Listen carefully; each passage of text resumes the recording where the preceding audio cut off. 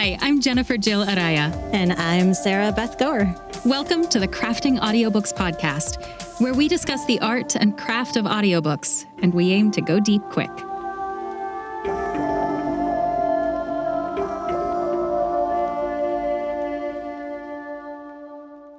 Hello, everybody. Today we are here with our very first guest, Erin Moon, who is an audiobook narrator and coach. Erin, welcome. Thank you for having me. I'm so happy to be here for the inaugural recording. Yay! Hooray! Yay. We're going to dive right in because we're going to be a podcast that goes deep quick. So, Erin, please describe your process of developing character voices. What influences how you choose to voice a given character? Yeah, you bet.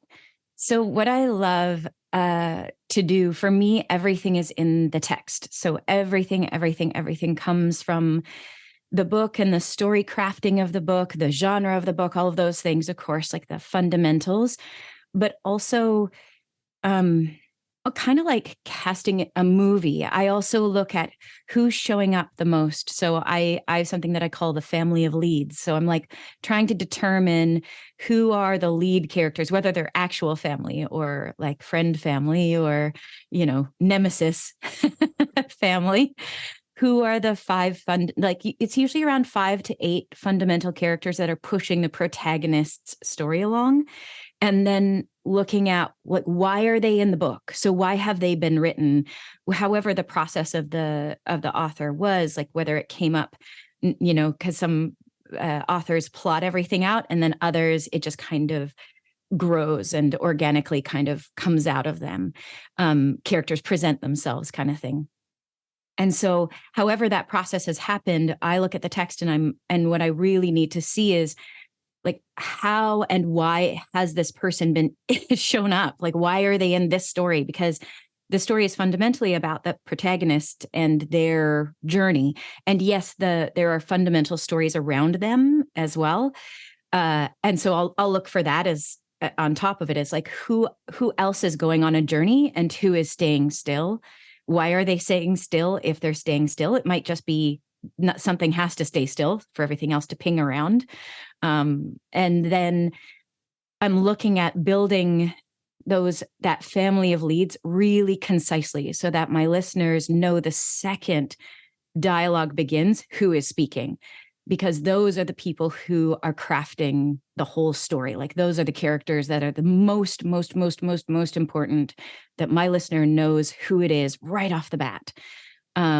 And then I want to look at, or what I do is I look at, do they have a positive or negative influence on my protagonist? Like, are they the best friend who pushes you because they're just a little, I don't know, they're like a little jealous of you, or a little they're pushing you because you're the one that's a bit softer and you need to harden up, and they're the person who's going to help you become stronger in that way and know how to set your boundaries, kind of thing? Or are they with the one who's like the encourager, who's like, yes, let's do it, sometimes to your detriment, sometimes not.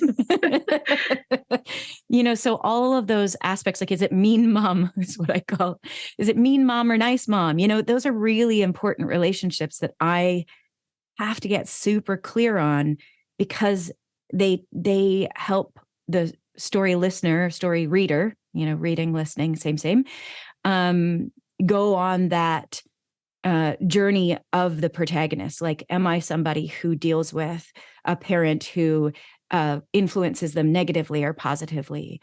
And how do I deal with that? It tells you a lot about me. And that's the journey we're going on. We're going on the one that I'm voicing fundamentally more throughout the book than any other journey, which is that protagonist, right? Oh, that is so good. I love that concept of a family of leads and shaping your character voices around that. That's because then I feel like the other layers, because we know, right, it gets crazy in some, especially like fantasy or books that are sweeping epics. There can be factions and all of this, and there's only so much one body can do. And our audience is going on the journey. They get it. We're one human being. Their suspension of disbelief is being used. And I have to be the most clear about those fundamental relationships, because that's going to help clarify the journey, the story journey, so much more. And then there's the usual stuff of like, what is socioeconomic class? Where they come from? What is the size they're described as? You know, I say All those things matter. Oh my gosh. I say this to my students sometimes where I'm like, if someone's described as willowy, do they usually sound like this? You know, like willowy and that kind of voice don't really usually hang out together, you know? And so, and am I also, I think in the story, I have to be very mindful of, am I working against character too? So has somebody been set up in the story as, say, like a negative influence by the end, but I don't know that as the audience heading in. Like I have to be very, very good about not gilding the lily. So not putting gold on top of an already beautiful thing. And I need to make sure to not give it away. Like, especially in mystery thriller. Oh, for sure. The bad person, the murderer can't sound like a murderer. Right. Well, I think that actually leads beautifully into the next question we wanted to ask you, which is about the author's intent. So conveying the author's intent is frequently cited as one of the most important aspects of narration. So what in the text do you use to determine what the author's intent is? Oh, that's a great question. So many things. And I think, you know, at the end of the day, it's art, and it went through one person's filter to come into the world, and they have an idea of what that looks like to them, that being the author. And then it's going into my filter, and then it's going to come out of my filter with an intention that I think is what the author wanted to get across or wanted to do. And at the end of the day, I'm still looking at a different painting than every other person who walks into the museum. So, you know, I think one of the things we have to do is mine the text, like really look at the text and go, what is the fundamental hero's journey? The fundamental hero's journey in this book, or is it a hero's journey? What kind of journey is it? Really understanding genre, really understanding, I think, you know, the character's lead. And I do believe, even with the most eloquent and stunning writing, that the writing doesn't exist in a silo. The writing still exists within the development of character, because that's why stories are told. Stories are told so we understand ourselves as human beings. So we build empathy and compassion, and we work better together. We tell our stories so that we will hopefully work better together, is what I deeply, deeply believe. And so when I'm trying to decipher that author's intent, I think that's what I'm looking for, is what are they exploring in the human experience? What do I think they're exploring in the human experience? And then what tools do I have available to me? And honestly, also in my deepest heart and in my deepest soul, like looking within myself as a human being to look at that potential journey within myself and to bring that forward, because this is the only filter I live in. And I've been in story my whole life. I've been playing other people my whole life, but I've also been living my life, you know? So, and hopefully building out my awareness of other people's experiences, so to serve my art better. So I can look at that painting and say, this is the way it makes me feel. And this is what it does to my body. And this is what it does to my soul. And this is what it does to my heart. And this is what I think it is, or at least this is what it is to me as the receiver of that art, and hope that I portray that in an honest and connected way. And then it's got to go through someone else's filter, once again. So I go to the script, and then I also listen to myself and my heart and my soul and That's cross my amazing. fingers. Yeah, especially because, that's what you're hired to do, right? Like to be the filter, to take that story into your body as best you can. Like you are the filter that got hired to do that for that particular project. Yeah, and I think that's one of the things I love maybe even more about this form of acting, because I've done most of them at this point, is like if they hire Jennifer or they hire Sarah, like they're higher. I hope, like, I want that book to be done in a way by multiple people, because it's going to be received differently by each one of us because of our own individuality. And there's going to be also these wonderful, rich little through lines. Like, each one of us, if we recorded the same book, we would have these certain things that would be the same. And that's, like, to me, that's the magic. And then there'd be all of these other things that are different and would serve a listener very differently.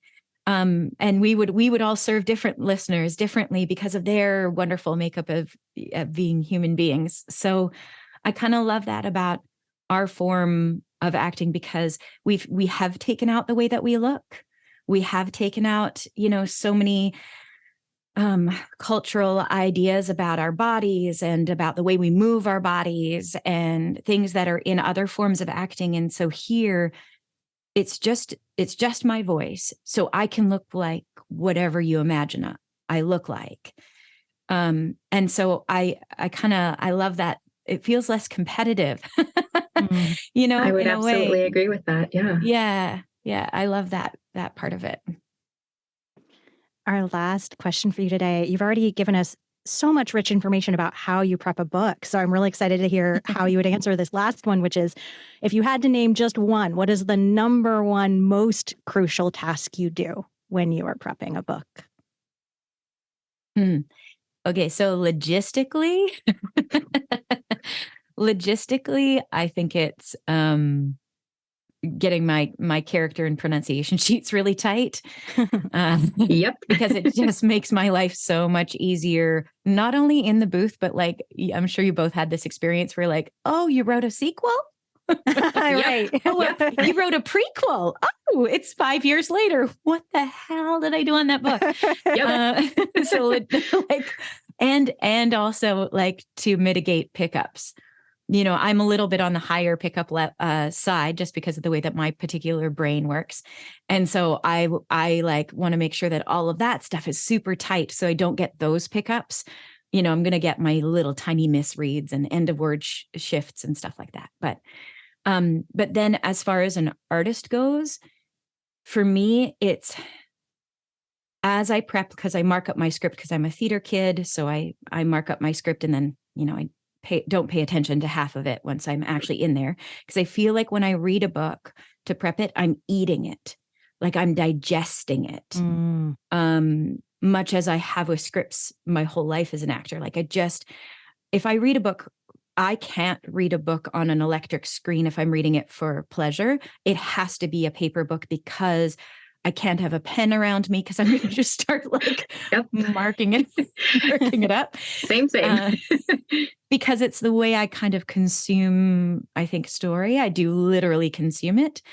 And so when I'm prepping my books, it is keeping myself open to feeling the wash of the story, like to let that story wash over me and into me, so that there's almost it's going to sound a little woo-woo, but it's like giving my cells the chance to absorb the story, so that my intellect, which really always wants to take over, can come in as a support to that. Instead of leading from a heady place, because I think, like, even a heady story is still a story about the heart.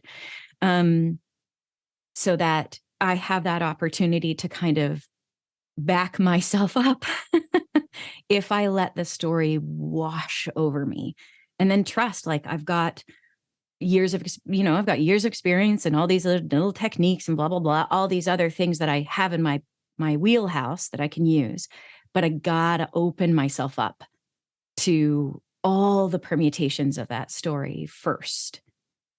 And that, I think, is the biggest part of the prep, like more than even a good pronunciation sheet. I love what you're saying about that, of truly letting the story in. When I was a little baby narrator, like, I'd only done a couple books, I got to take a class with Barbara Rosenblatt. And that is the first thing she taught us. She was like, listen, when you're prep, like, just let the book in, digest it, consume it. I mean, she didn't use that word. That's such a beautiful word for it, Erin. And as you're speaking of that, So like if I've been working from that foundation that Barbara Rosenblatt gave me when I was a little baby narrator, and, to hear that that's what you do, it just feels like so juicy. Yeah. Yeah. Well, and I think that's the fun, and that's what readers do. So just because, yes, we do have to mine the text in a different way. We have to mine deeper. We have to see that, I talk a lot about like really paying attention to, like, if you've had 3 long sentences and there's a 4-word or less sentence in the middle of a paragraph, like that is a big note. That is a beat shift. It is a huge, gigantic beat shift, even though it's in the middle of a paragraph. Like there is a rhythmic shift. Those things, and, white space on the page, like that authors paint, they don't just write. There's a lot of like literary analysis things that really like you learn in a English class, even before you learn, I think, in an acting class, because we work with different scripts. They don't teach, take a book and make it into a script classes. So I think it's, keeping yourself open to, yes, you got to look in mine and find all those like yummy little bits. And you also have to let the whole thing in and let your cells feel it. Cause that's what we do. Like when we just read, it's just that we're translating reading in a different way than when we were just readers. Like when we've been avid readers, there's nobody in this business who's not an avid reader going in, and bless you if you are and why. But like we're book nerds. And so we've already been big consumers of it. And now we just digest even at a deeper level, but we still got to remember to be that reader. We have to be that. That's who we're in community with. I'm like, as a narrator, I'm a fan. I'm a fan of books and of narration and of being a listener. And like, I am the exact same as every other listener who's out there. I just do the other side as well. It's just like, I'm still that person. So I have to be in that mindset. I think. Oh, I love that. So good. Well, before we close out our interview with you, I've got one last question that all of us are actually going to answer. And Erin, I want you to start. What is exciting to you about the craft of narration right now, today? I've been really, really, really jamming on the literary analysis stuff lately. I've just been really enjoying paying extra attention to the attention that authors pay to their writing and those rhythmic shifts and those things of going from, a bunch of 7-word sentences to a 3-word sentence to it, like to that kind of, it's like getting notes from a director. That has been my jam lately, is just even more digesting that text. Oh, I love that. So good. Sarah, what about you? What is exciting for you about the craft of narration today? Something I've been chewing on recently is I feel like every beginning narrator, or almost every beginning narrator, gets the advice like slow down and really let the story unfold, right? And what I've been playing with is like, what's the like advanced level of that? Like, how much can I truly let that story into my body and trust completely that the story is dictating the pace without any self-doubt, without putting me in the way at all? Like, how deeply can I settle in to the pace that the text is guiding?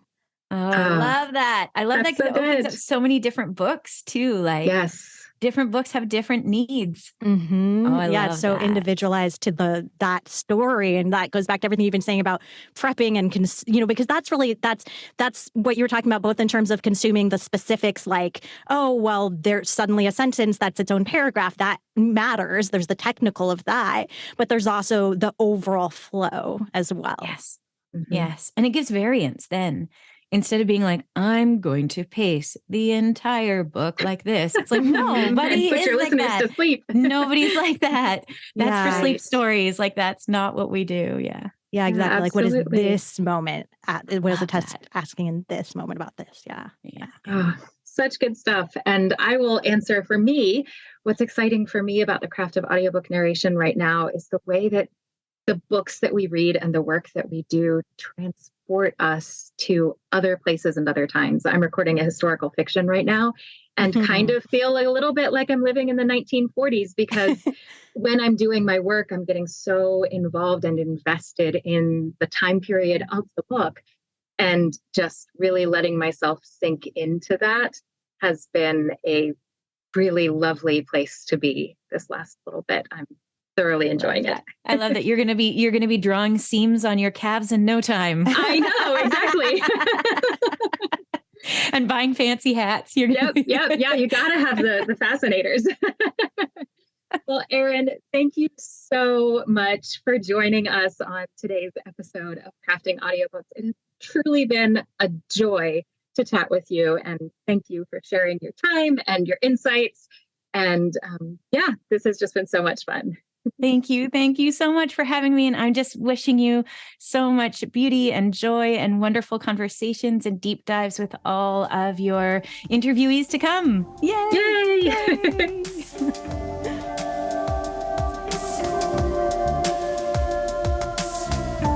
Thanks so much for listening to Crafting Audiobooks. We've been your hosts, Jennifer Jill Araya and Sarah Beth Goer. wishing you happy audiobook listening and/or crafting. Bye for now.